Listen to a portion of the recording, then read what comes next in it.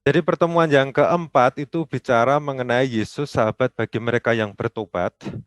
Dan salah satu ayat emas yang saya ambil itu adalah, lihat aku berdiri di muka pintu dan mengetuk, dari Wahyu bab 3 ayat 20.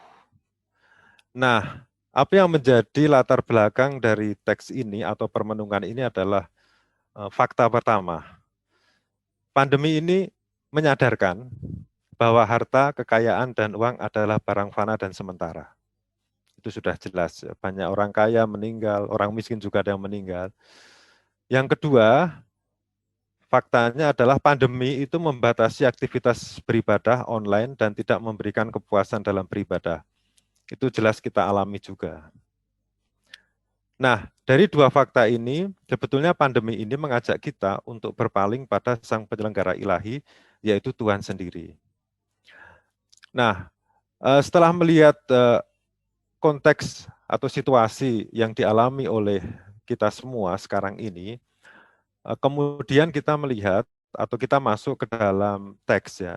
Dan sebagaimana metode yang kita lihat bersama, ada pendahuluan, dan pendahuluan juga mencakup gagasan teologis dari kitab Wahyu. Dan sekali lagi kitab Wahyu adalah kitab yang sulit untuk ditelaah. Jadi kalau nanti ada kesulitan dalam membahas kitab Wahyu, tidak usah khawatir. Bahkan ahli kitab suci pun juga kalang kabut untuk membahas teks ini. Tetapi sekali lagi, sejak awal harus dipahami bahwa kitab Wahyu ini bukan pertama-tama kitab ramalan akan masa depan. Ya. Sekali lagi, kitab Wahyu bukan kitab ramalan akan masa depan. Tetapi ini adalah suatu kitab dengan genre apokaliptik yang menceritakan sebetulnya pengalaman umat Kristen pada waktu itu, pada abad ke pertama atau sekitar tahun 80 sampai 100, yang eh, dikejar-kejar oleh pasukan Romawi gitu ya, oleh pemerintahan Romawi pada waktu itu. Oke. Jadi kita perlu memahami bahwa kitab Wahyu ditulis, ini saya tunjukkan, pada saat terjadi krisis penganiayaan terhadap orang Kristen yang tujuannya adalah memberi inspirasi untuk tetap terus bertahan di masa sulit. Nah, perikop yang akan kita renungkan ini adalah salah satu bagian dari ketujuh surat kepada ketujuh jemaat. Dan surat itu adalah surat yang ditujukan kepada jemaat di Laodikia. Dan pesan utama dari surat ini adalah agar jemaat di Laodikia tidak suam-suam kuku dalam hidup beriman, tidak hangat, tidak dingin. Jadi nanti secara lebih mendetail Anda bisa membaca di dalam membaca di dalam buku panduan. Oke, penafsiran perikop. Kita masuk ke bagian yang kedua. Jadi perikop Wahyu bab 3 ayat 14 sampai 22 itu merupakan surat terakhir dari ketujuh surat yang ditujukan kepada jemaat yang berbeda. Efesus, Smyrna, Pergamus, Tiatira, Sardis, Philadelphia, dan Laodikia. Jadi semua jemaat ini atau tempat-tempat ini sekarang ini terletak di daerah Turki. Di daerah Turki. Memang dulu Turki adalah pusat dari kekristenan salah satunya, tapi sejarah kemudian membalikkan situasi, sekarang menjadi mayoritas Muslim. Nah, surat ini ditulis dalam gaya bahasa dan penggambaran apokalips. Jadi kalau bicara mengenai apokaliptik, itu pertama yang harus kita ingat adalah gambaran atau situasi itu diceritakan dalam bahasa simbol dan dalam bahasa yang kriptik. Kriptik itu tidak mudah dimengerti. Maka dari itu memang sebetulnya para aktivis kerasulan kitab suci kalau mau membahasakan atau menguraikan tentang kitab Wahyu memang perlu belajar kitab Wahyu dahulu gitu ya, supaya tidak salah penafsiran. Tapi dalam konteks ini ya sudahlah, kita terima apa yang ada saja. Oke, jadi tujuan utama dituliskan surat ini adalah untuk membangun kembali kehidupan spiritual atau moral jemaat Kristen awal dengan pertobatan yang benar. Alasannya apa? Alasannya adalah jemaat di Laodikia itu kehidupan rohaninya dalam tanda kutip mengalami kemunduran. Bukan hanya oleh penganiayaan dari pihak penguasa, tetapi juga dari kultur dan gaya hidup yang berkembang pada zaman itu, Kekaisaran Romawi. Jadi sebetulnya di sini jemaat Laodikia itu mengalami suatu degradasi dalam kehidupan Kristen. Katanya mereka itu eh, hidup secara Kristen, tetapi pada kenyataan mereka masih membawa kultur buruk, kultur negatif dari kehidupan pada waktu itu. Jadi mereka tidak begitu bersemangat dalam menjalankan ajaran Kristen, mudah berkompromi, mudah oportunistis, sehingga cara hidup mereka itu jauh dari ideal orang Kristen yang sejati. Nah, kita masuk ke dalam penafsiran atau membaca secara mendalam. Tadi kan sudah melihat konteksnya. Jadi yang pertama nanti untuk kegiatan permenungan selalu ditanya, siapa itu jemaat Laodikia? Apa dan di mana? Yang jelas jemaat Laodikia itu merupakan kota industri, keuangan, perdagangan, atau bisa dikatakan seperti Jakartanya di Turki gitu ya, zaman dahulu gitu. Jadi eh, sangat maju pada waktu itu. Nah kemudian eh, teks yang perlu dijelaskan terlebih lanjut adalah bahwa di dalam surat itu ditunjukkan pertama itu gelar dari Yesus sendiri. Jadi amin, saksi yang setia dan benar permulaan dari ciptaan Allah. Ini adalah gelar-gelar Yesus. Apa maksudnya? Ya Anda nanti bisa lihat di dalam buku ya, yang ada yang sudah saya tulis. Tapi di sini mau ditunjukkan siapa itu Yesus. Yang paling penting adalah nanti Yesus di sini digambarkan adalah permulaan dari ciptaan Allah. Dia seorang saksi yang benar. Permulaan berarti Yesus adalah yang utama dari semua ciptaan Allah itu ya. Lalu juga perlu diangkat apa yang menjadi persoalan di dalam jemaat di Laodikia, yaitu kata suam-suam kuku. Jadi suam-suam kuku itu tidak hangat dan tidak dingin. Jadi mudah diombang-ambingkan, mudah digoyang sana, goyang sini gitu ya. Dan inilah yang dikritik oleh Tuhan di dalam surat yang dibawa oleh malaikat itu ya, ceritanya demikian. Nah sebetulnya istilah suam-suam kuku ini istilah yang ada kaitannya dengan kondisi geografis dari kota Laodikia. Jadi kota Laodikia itu kota yang maju tetapi dia tidak mempunyai sumber air. Dan sumber airnya itu ada di daerah lain. Jadi ketika sumber air yang segar itu masuk ke dalam kota Laodikia, airnya itu masuk dengan menggunakan aquaduk itu, begitu masuk di kota Laodikia sudah tidak segar lagi. Panas juga tidak, segar juga tidak. Akhirnya apa? Akhirnya air yang seperti itu dibuang, tidak ada gunanya gitu loh. Nah, situasi geografis dari kota Laodikia dan air yang dipakai itu yang kemudian dipakai oleh penulis kitab Wahyu untuk menggambarkan situasi kehidupan rohani jemaat pada waktu itu yang suam-suam kuku. Tidak ada gunanya sama sekali.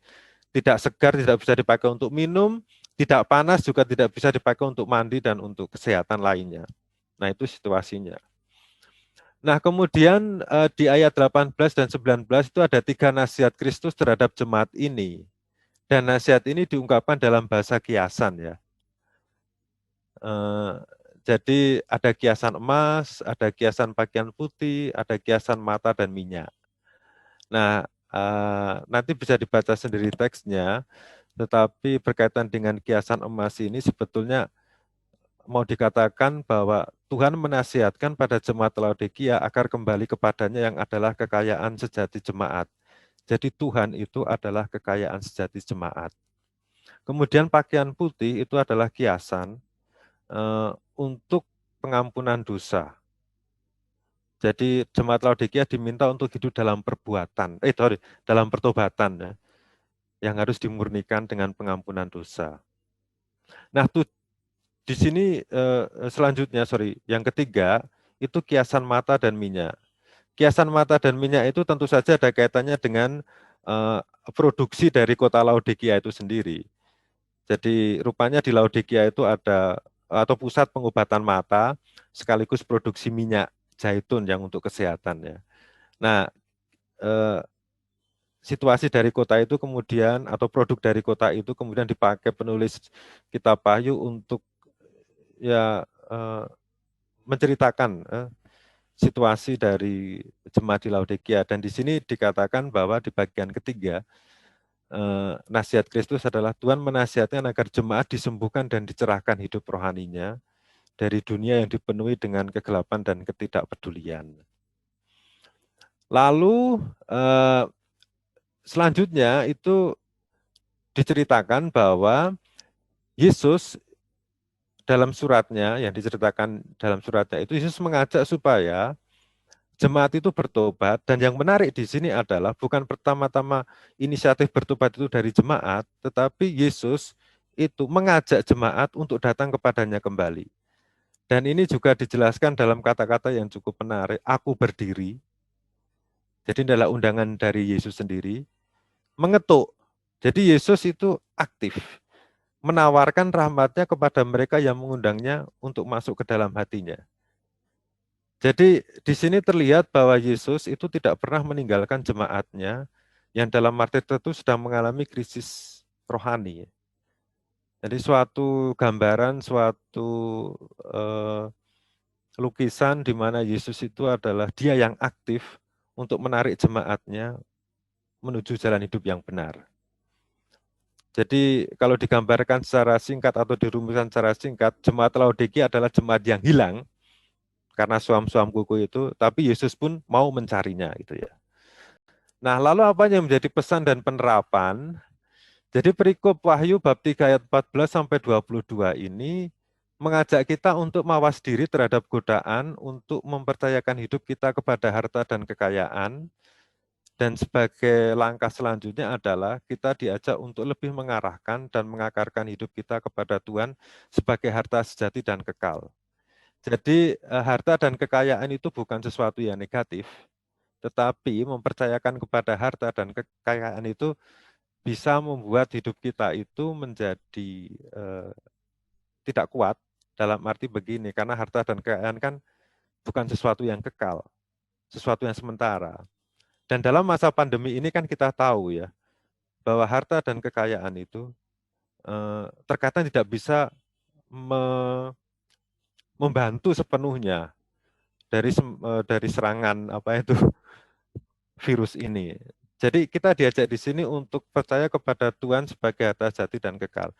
Saya tidak bermaksud di sini untuk ya harta dan kekayaan tidak penting. Penting. Kalau nggak ada harta, nggak ada kekayaan, nggak ada gereja gitulah. Tetapi bukan pertama-tama kita harus mempercayakan kepada itu, karena ada satu harta sejati dan kekal, yaitu Tuhan sendiri.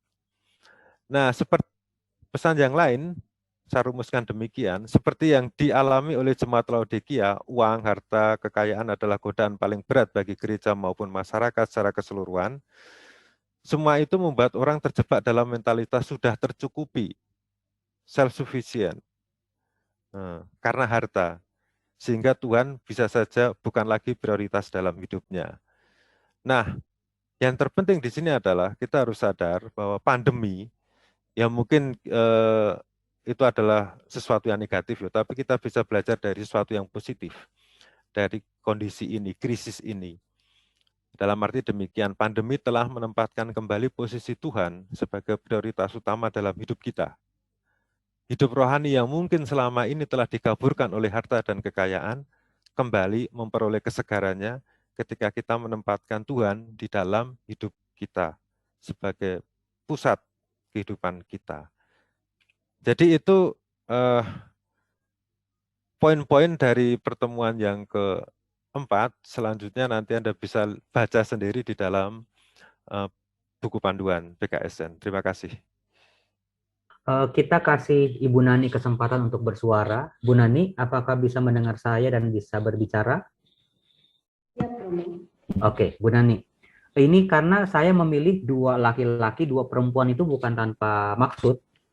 Ada maksudnya supaya tafsiran kitab sucinya menjadi adil dari tafsiran sudut perempuan, dari sudut pandang laki-laki. Nah, menurut Ibu Nani, materi BKSN ini pendekatan pastoralnya apa sih, Bu? Terutama juga dari bahan minggu keempat tentang wahyu, bagaimana bisa bacaan itu relevan buat kita, Bu Nani? Silakan, videonya bisa dinyalakan atau pakai suara aja nggak apa-apa. Terima kasih, Romo. Jadi kalau sesuai dengan tema yang diberikan kepada pertemuan keempat, yaitu Wahyu 3, 12 sampai dengan 22, itu relevansinya adalah gereja dan masyarakat yang dahulu situasi terjadi pada jemaat di Laodikia, yaitu penganiayaan, pengejaran dari penguasa Roma, kemudian iman mereka berkurang meskipun mereka itu mempunyai materi dan hidup dalam kondisi yang kaya raya, tetapi iman kepada mereka itu suam-suam kuku. Sedangkan kita hubungkan dengan kondisi sekarang, yaitu yang dengan COVID, sehingga semuanya itu menjadi rancu. Kita menjadi putus asa, kita tidak beriman, dan apakah semua ini tindakannya ini sesuai dengan iman Kristiani kita? Kemudian, itu yang dikritik di dalam kitab Wahyu ini, bahwa iman Kristiani itu tidak harus suam-suam kuku. Di dalam KBBI atau Kamus Besar Bahasa Indonesia yang artinya suam-suam kuku itu hangat, tidak panas dan tidak dingin, maka di sana dikatakan bahwa iman kita itu harus tetap dalam kondisi apapun, harus tetap kepada Tuhan. Sedangkan jemaat di Laodikia tidak semangat menjalankan ajaran Kristiani ini dengan menyembah berhala. Dan kita, relevansinya di dalam jemaat modern, perilaku umat beriman. Misalnya, kita adalah sering memberikan pengajaran, kita sering memberikan moral atau sebagainya, tetapi perilaku kita tidak memenuhi apa yang minta atau sesuai dengan ajaran Kristiani. Kesimpulannya, iman Kristiani tidak boleh suam-suam kuku. Dan Allah menunggu manusia dengan mengetuk pintunya. Pada ayat 20 ini, Allah di sana dikatakan oleh pelukis yang bernama Holtman bahwa di sana tidak diberikan handle, maka di sana artinya Allah setia menunggu hati nurani manusia, apakah kita mau bertobat ataukah kita tidak diperkenankan untuk suam-suam kuku. Jadi Allah menunggu sampai siapa yang bertelinga hendaklah mendengarkan, dan itu ada di Wahyu 3:22. Pesan pastoralnya adalah penyadaran melalui penyadaran diri yang terus-menerus, atau kita bisa melihat latihan rohani dari Santo Ignatius halaman 203, menyatukan kesedihan dan air mata seperti yang terjadi di jemaat Laodikia dan sekarang dalam kondisi COVID dengan sengsara Yesus. Yang kedua, tentu saja kita mohon rahmat kepada Tuhan, bertobat, dan kita semuanya tetap tidak menjadi jemaat yang suam-suam kuku. Demikian Romo, kalau boleh saya menyampaikan rangkuman dan relevansinya. Baik, terima kasih banyak Ibu Nani. Kiranya seruan dari kitab Wahyu supaya kita tidak menjadi yang suam-suam kuku itu menjadi penutup yang sangat indah dalam BKSN kita sepanjang 1 bulan itu, sebuah undangan, sebuah ajakan, sebuah kesadaran buat kita semua untuk bisa hadir di tengah dunia, mewarnai dunia meskipun kita pun juga ikut menderita. Tapi gereja sepanjang segala zaman tidak pernah boleh berhenti sebagai objek penderita saja, tapi harus menjadi pelaku-pelaku firman. Kira-kira itu kurang lebih. Terima kasih.